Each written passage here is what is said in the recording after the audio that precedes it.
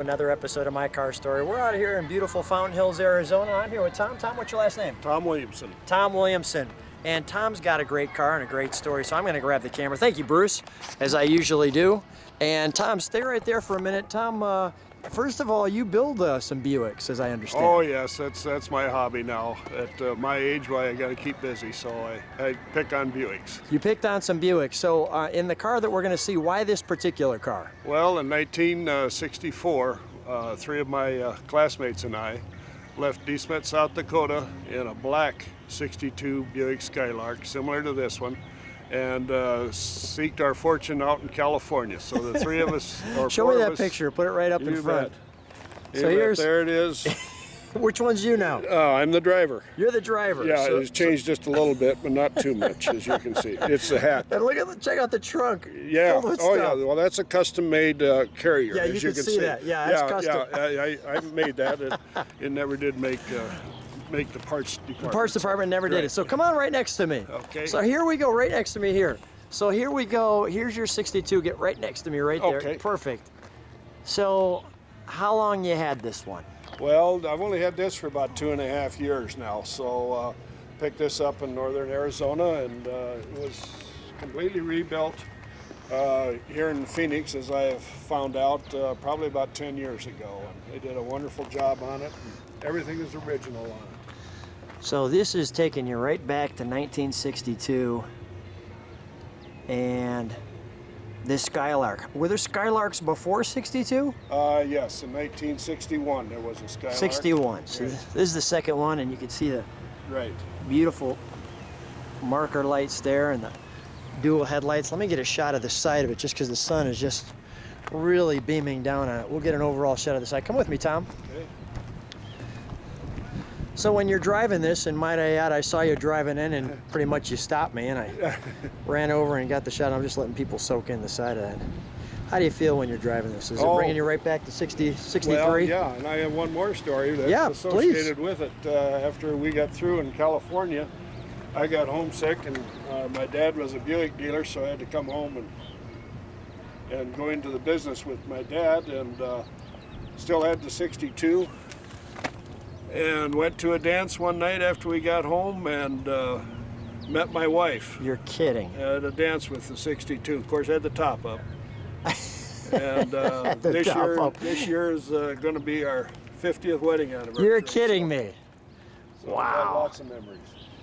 So this car is a special car for many reasons, and quite unique styling with the lines as sharp as they are. Right. This was to be the competitor with the Mustang of that era.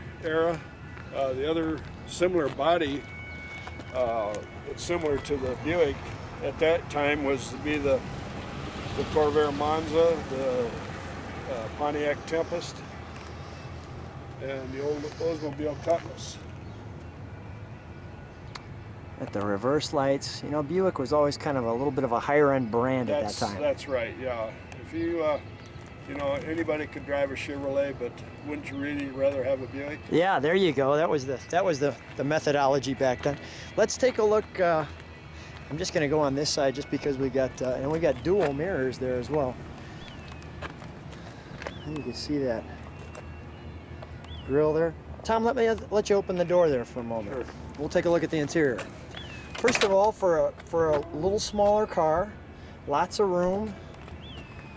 Kind of the typical GM, you know, vinyl carpet, which is probably more upscale for the Buick, and the metal up here.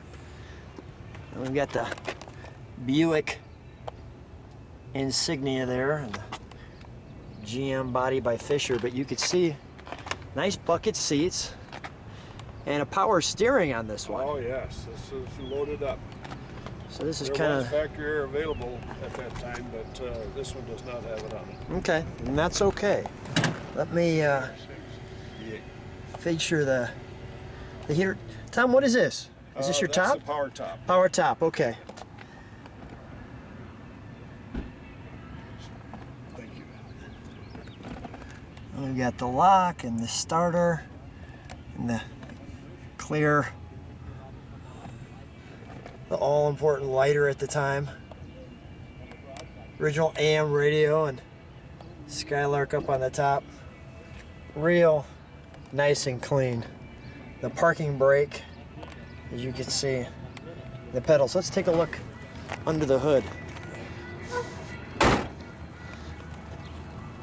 Now, although this is an 8-cylinder, so what options did they have back then? The V6 was a standard, and then upgraded it to the standard V8, which was a 2-barrel, and then the Skylark had the 4-barrel. So the 4-barrel was the most powerful one. Oh yes, yeah. And 190 horsepower. You were the man back then. You bet. Then we got the. Could handle most of the Corvairs anyway. And the GM bottle.